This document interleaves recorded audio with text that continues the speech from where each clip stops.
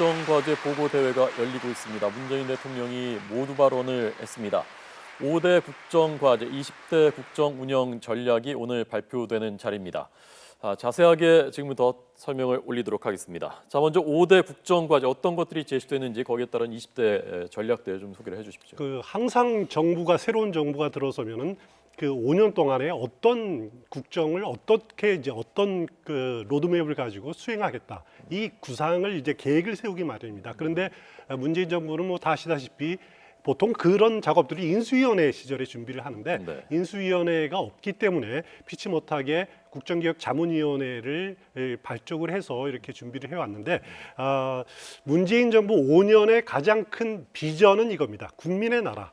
촛불 민심에 의해서 들어선 정부이기 때문에 국민 주권주의를 그대로 실현하겠다라는 국민의 나라, 그리고 정의로운 대한민국, 이거는 부정부패 없는, 그리고 권력형 비리가 없는 그런 대한민국을 만들겠다라는 두 가지 비전을 실현하기 위한 국정 목표가 5가지가 이제 정해지게 마련이죠. 이 국정 목표가 국민이 주인인 정부, 여기는 정치라든가 법률 개혁 이런 것들이 포함이 돼 있고요. 더불어 사는 경제, 여기에는 노동이라든가 아니면 재벌 개혁이라든가 이런 문제들이 들어가겠죠. 그다음에 내 삶을 책임지는 국가, 여기에는 국민들의 안전이라든가 복지라든가 이런 문제들이 들어갈 거고요.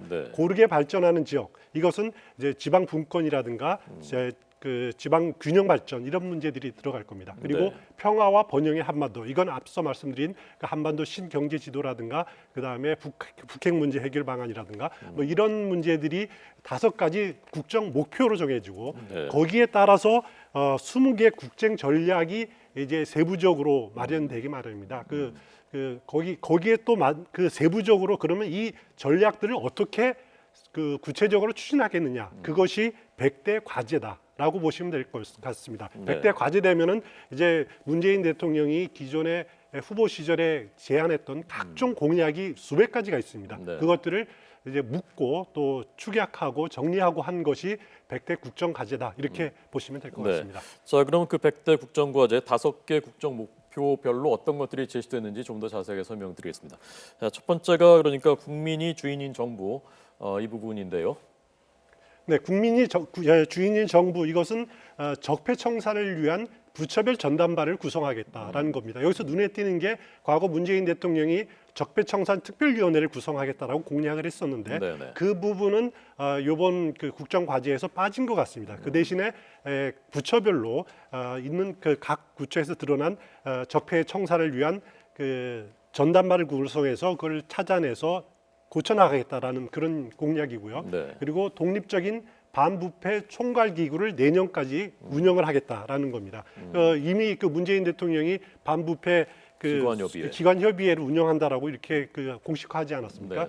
그리고 또 눈에 띄는 게 고위공직자 비리수사처, 그건 올해까지 법령을 만들고 내년에, 이건 입법 과정이 필요합니다. 그래서 국회 입법 과정을 통해서 내년에 설치하겠다는 목표고요. 그리고 검경 수사권 조정도 올해 안에 안을 마련해서 내년에 시행을 하겠다라는 건데, 어떤 부분에 또 보면 이제 검사의 영장 청구를 독점할 수 있는 권한은 개헌이 필요한 사안입니다. 그런 부분은 국정 과제에 여기에 들어가지 않는데, 그 부분은 국회라든가 이런 협의가 필요하기 때문에 더 큰 과제로 남아 있는 것 같습니다. 그러니까 경찰에도 독립적인 수사권을 일부 주는 내용, 그래서 검찰을 개혁하는 그런 내용이 되겠습니다. 자치경찰, 광역별 자치경찰을 내년에 시험 실시하고 그다음에 2019년부터 단계적으로 도입하겠다라는 내용도 담겨 있는 것으로 알고 있습니다.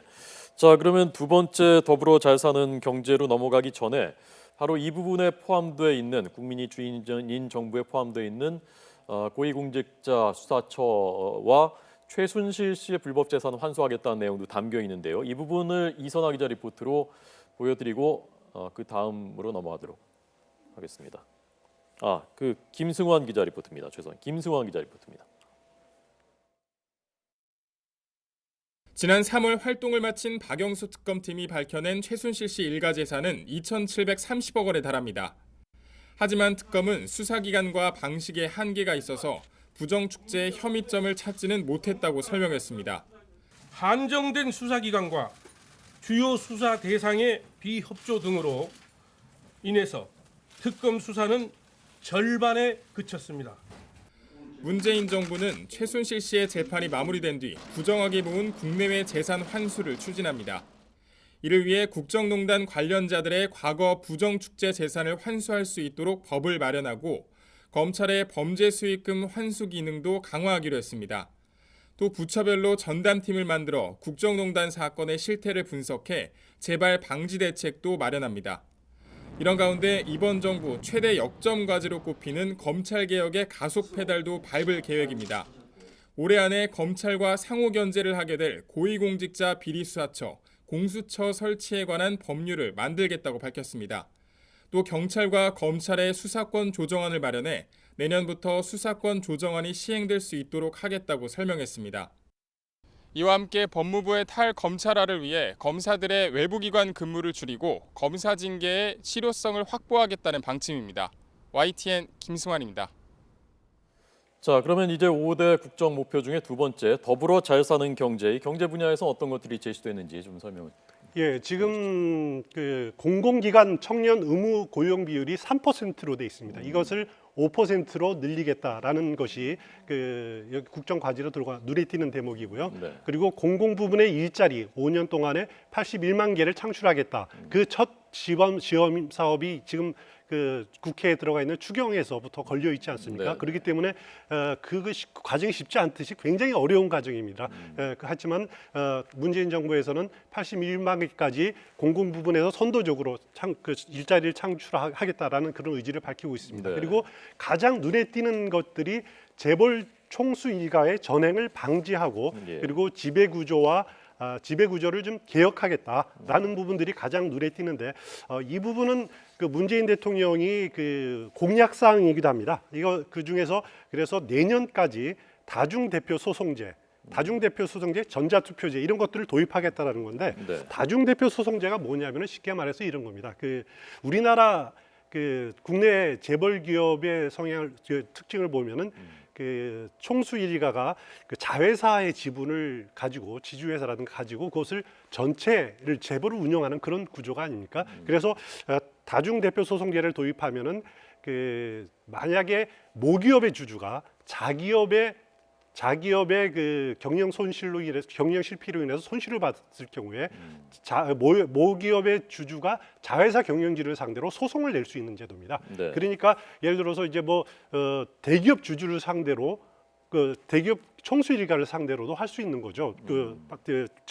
모기업 주주가 이런 것들을 어떻게 보면 굉장히 전향적인 제도고 또 대기업 총수의 그 지배 구조를 좀 변화시킬 수 있는 견제할 수 있는 기능들입니다. 네. 이런 것들을 지금 내년까지는 도입하겠다라고 지금 밝히고 있습니다. 네. 자, 그러면 세 번째 내 삶을 책임지는 국가라는 그 국정 목표가 제시된데요. 여기에는 어떤 국정 과제들, 어떤 전략들이 포함되어 있는지요? 일단 그 5살 이하의 자녀를 둔 가정에 월 10만 원 아동 수당을 지급하는 것이 가장 눈에 띕니다. 그리고 연간 1,800시간대 주 52시간이죠. 노동을 실현을 하겠다. 그리고 국민 안전과 생명을 지키는 안심한 사회를 만들겠다. 예. 그리고 노동 존중, 성평등을 포함한 차별 없는 공정 사회를 만들겠다라는 그런 그 과제들이 포함이 되어 있습니다. 네. 이 내 삶을 책임지는 국가 이 부분이 그러니까 교육이라든가 복지라든가 노동 이런 부분들이 포함되어 있는 건데요. 그렇습니다. 네, 여기에 좀 더 구체적인 내용들을 이승훈 기자 리포트로 정리를 저희가 했습니다. 이승훈 기자 리포트 보시고 다음으로 넘어가겠습니다. 일반고에 자녀를 보낸 학부모들이 불안해하는 게 있습니다. 대학이 수시 모집돼 특목 자사고 학생보다 불이익을 준다는 소문입니다. 혹시 있을 그런 관행을 없애기 위해 대학 입시에 출신고 블라인드 면접이 도입됩니다. 로스쿨 입시에선 이런 면접이 의무화됩니다. 학생이 듣고 싶은 수업을 찾아 듣는 고교 학점제도 내년에 도입되고 중학교의 중간 기말고사가 내년부터 없어질 가능성도 있습니다. 환경정책의 핵심은 대통령 임기 내 미세먼지 30% 줄이기입니다. 오는 2022년까지 30년 이상 된 10개의 노후 화력발전소를 모두 폐쇄하고 사업장의 먼지 총량제도 내년부터 시행합니다. 무리한 이기심의 산물인 4대강은 이르면 오는 19년부터 제 모습 찾기를 시작합니다. 또 내년부터 어린이집의 누리과정 예산을 모두 국가가 부담하며 고등학교 무상교육도 임기 말 완성을 목표로 단계적으로 진행합니다. 노동계의 반발을 부른 박근혜 정부의 이른바 양대 지침은 올해 폐지됩니다. 대신 삶이 버거운 근로자 편에선 새 노사관계법을 내년부터 만들어가겠다고 문재인 정부는 약속했습니다. YTN 이승훈입니다. 네, 저희가 분야별로 5대 국정 목표별로 하나씩 짚어드리고 있습니다. 오시기 전에 그 현 정부 핵심 관계자한테 취재를 미리 하신 내용이 있다면서요, 중요한 부분들. 가장 조금 전에 보셨지만은 눈에 띄는 게 이제 대입 전형 문제입니다. 네. 대입 전형을 간소화하겠다라는 그 전략이 들어가 있습니다. 그러니까 내년부터 고교 학점제가 도입이 되면은 이제 가장 큰 문제가 이것을 내신 평가도 지금 이제 상대 평가되어 있는 것을 절대 평가로 바꿔야 되는 그런 과제가 있습니다. 여러 가지 복잡한 문제가 있는데 큰 틀은 하여튼 그 대입 전형을 간소화하겠다라는 부분들이 문재인 정부가 추진할 교육 개혁의 가장 큰 방향이다라고 보시면 될 것 같습니다. 최순실 씨 부정 재산 환수에 대해서도 들으신 게 있다고요? 최순실 씨 재산 환수를 위해서는 그 입법이 필요합니다. 그 특별법이 필요한데 그러기 위해서는 여러 가지 지금 그 논란의 소지들이 많습니다. 이건 소급 입법이 아니냐라는 그런 위헌의 소지가 있을 거고요. 네네. 그리고 대상을 누구로 하느냐. 그러면 과연 최태민 목사까지도 거슬러 가야 되느냐. 그리고 어떤 그 환수 대상 제사를 어떻게 해야 될 것이냐, 그 개인이 투자한 돈까지도 해야 되느냐라는 여러 가지 논란이 부분들이 되고 있는데 이런 부분들은 어차피 여야 간의 합의가 필요하고 굉장히 지난한 과정일 겁니다. 하지만 이런 것들은 촛불 민심에 의해서 벌써 환수돼야 된다라는 그런 국민적인 합의가 있었고 또 소급 입법 논란은 과거에 친일 재산 환수법이라든가 유병헌법이라든가 여러 가지 전례가 있기 때문에 그런 문제들을 여야가 의지를 가지고 합의만 한다면은 처리되지 않을까라고 기대를 해볼 수 있습니다. 지금 보여드리는 화면은 청와대 영빈관에서 지금 진행되고 있는 국정과제 보고 대회입니다. 문재인 대통령의 모두 발언에 이어서 계속해서 각 과제별로 국정 운영 전략들이 상세하게 발표되고 있습니다. 저희가 미리 압축해서 요약해서 중요 내용들을 설명을 시청자 여러분들께 드리고 있습니다. 세 가지까지 했고요. 저희가 3대 과제까지 했고요. 네 번째가 고르게 발전하는 지역인데요. 여기에는 어떤 내용들이 포함되어 있는지 좀 설명해 주십시오.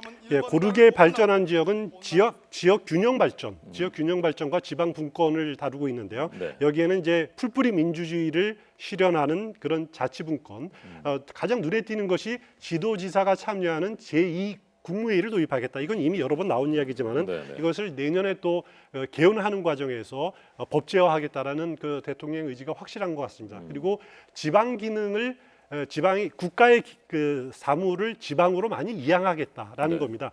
그러기 위해서는 필연적으로 재원이 움직여야 됩니다. 그래서 예를 들어서 지금 여기 내용을 보면은 지금 지방세와 국세 비율, 그 국세를 한 7대 지방세 3을 거쳐서 한 궁극적으로는 6대 4 정도로 지방의 세를 늘리는, 지방의 재정을 튼튼히 하는 방향으로 해서 지방의 권한을 많이 주겠다라고 하는 그런 의지가 담겨 있습니다. 네. 자, 다섯 번째가 평화와 번영의 한반도입니다. 이 부분은 처음에 모두의 저희가 이선화 기자 리포트로 주요 내용을 설명드렸고요. 다시 한번 그 주요 간략하게 좀 설명을 부탁드리겠습니다. 예, 아무래도 평화와 번영의 한반도는 안보가 제일 먼저죠. 강한 안보 그리고 그 책임 있는 국방, 이를 위해서는 북핵 문제에 대해서 우리가 아주 효율적으로 대비할 수 있는 키체인이라든가 나름대로 시스템이 구축해야 된다라는 거, 그리고 또 눈에 띄는 게 전시 작전 통제권을 조속히 환수하겠다라는 겁니다. 이 부분은 문재인 대통령의 공약을 보면 임기 내 환수라고 이렇게 돼 있었는데 그것이 한미 정상회담 과정을 거치면서 조속한 환수로 바뀌었습니다.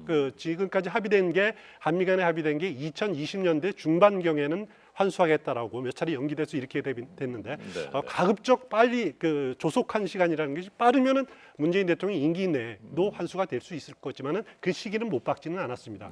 그리고 병사 월급을 최저임금의 50%까지 인상을 하겠고 그리고 군 병력을 50만 그리고 군 그 복무 기간을 18개월로 조정하겠다라는 것도 공약에 담겨 있는 사항이고 이번에 국정 과제에 포함이 돼 있습니다. 그리고 대화와 제재를 병행해서 한반도 평화 체제를 구축을 추진하겠다라고 하는 그런 문재인 대통령의 일관된 그 안보 공약도 대북 공약도 여기에 담겨 있습니다. 네, 자, 다시 한번 현장으로 가보겠습니다. 현재 청와대 영빈관에서 열리고 있는 국정과제 보고 대회를 통해서 이 5대 과제들 상세한 내용들 계속해서 발표되고 있습니다. 재원이 문제인데요. 178조 원이 총 소요될 것으로 예상됩니다. 이것이 세금을 증세하지 않고 세금이 늘리지 않고 가능한 것인지 이런 부분들에 대해서는 저희가 이어지는 뉴스에서 계속해서 상세하게 분석해서 전해드리도록 하겠습니다. 오늘 문재인 정부의 앞으로의 청사진, 그러니까 로드맵이죠. 앞으로 우리가 그렇습니다. 이렇게 하겠다, 이런 방향으로 가겠다라는 5대 국정 운영 목표 그리고 20대 전략이 발표됐습니다. 저희가 생중계로 문 대통령의 모두 발언 들려드리고 분야별로 분석해드렸습니다. 추은호 YTN 해설위원님 잘 들었습니다. 고맙습니다.